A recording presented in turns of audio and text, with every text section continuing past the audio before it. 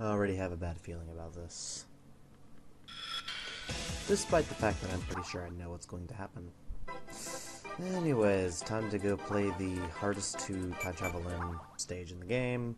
Let's go work that Wacky Workbench. Or at least pretend that we're playing Minecraft.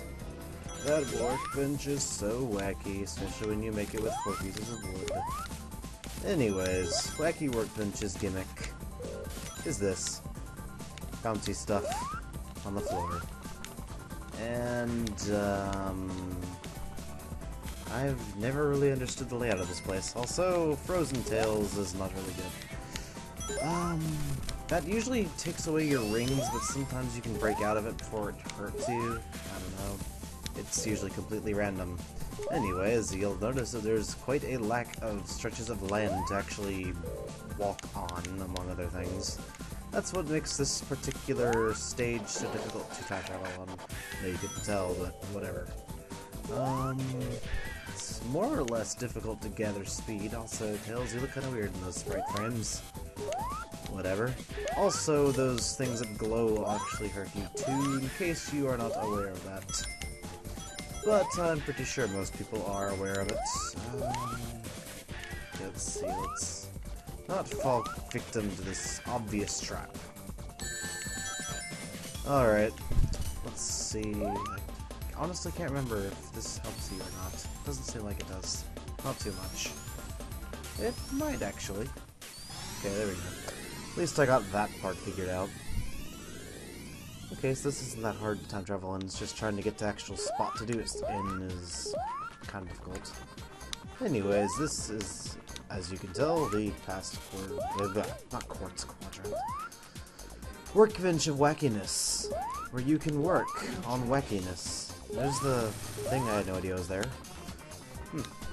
Well, this is like the only level I honestly cannot completely remember where the thing is at. So, cue some speed up somewhere probably in the near future. Because I really don't know what is where in this stage. I'm pretty sure it's at a bottom place area somewhere. Also, I think Tails had the wrong tails there when he was stopping. I don't know. I wasn't really analyzing his animation too well. I know in the second act it's really easy to find, but the first act I still can't quite remember exactly where it's supposed to be. Or rather, where it is.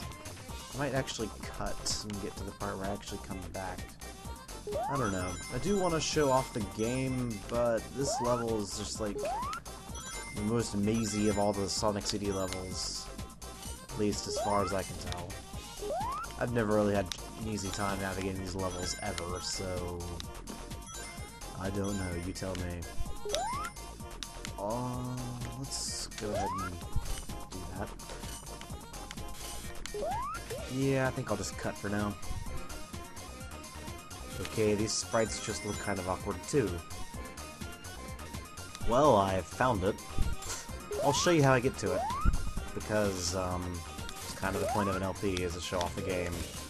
Anyways, you just casually go up here, and then you see this thing, and you're like, oh my goodness, it's going to not kill me because it's the way it's made. And then you end up here. So, yes. After 2 jingles in a row, which I'm not exactly sure why Tails doesn't get just a yeah or a revamped version of the 1-up theme from Sonic 1 or 2 or something, but whatever, he doesn't. And this is going to become an issue, isn't it? Those things look like penguins, and penguins can't fly. Biology lessons with random Let's Play footage.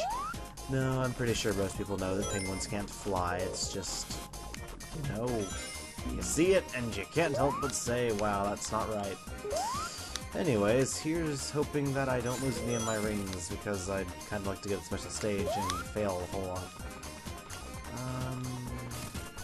This is one advantage Tails has over Sonic.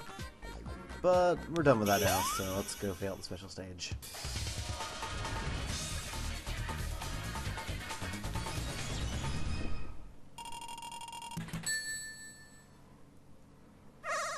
And, we found out quite a lot of interesting stuff, and by we, I mean people that are a lot smarter than me and a lot more skilled in knowing.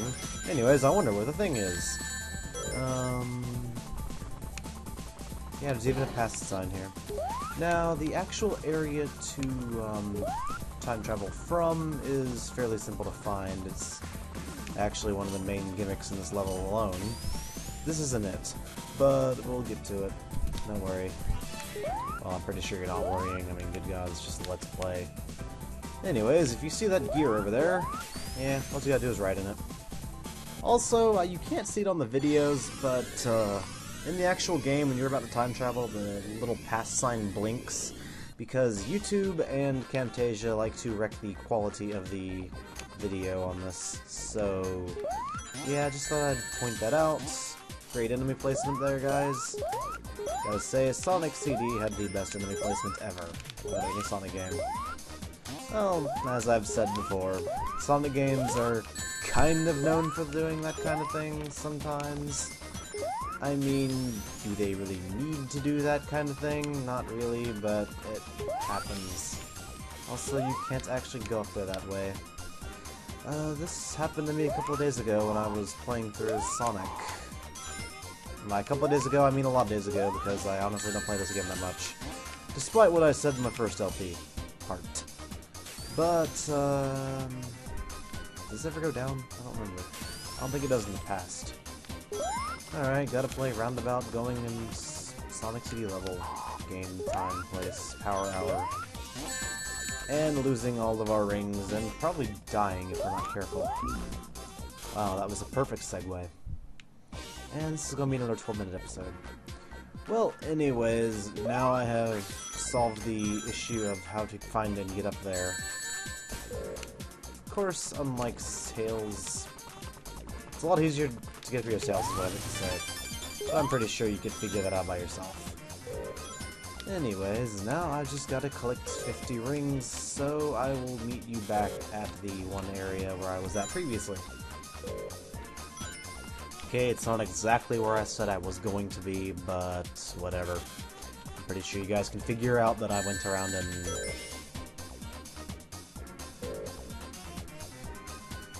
This workbench sure is wacky. Anyways, yeah, visiting the good future a little earlier than usual, but, I kept playing amazingly and getting hurt and losing all my rings, so I decided it'd probably be a good idea to visit the future and then go from there. Of course, at this rate, I'm going to be going back to the past. In more ways than one. Now, let's finally end this level. Sheesh. Anyways, I'm going to off-screen the special stage. I literally had one UFO left before I finished.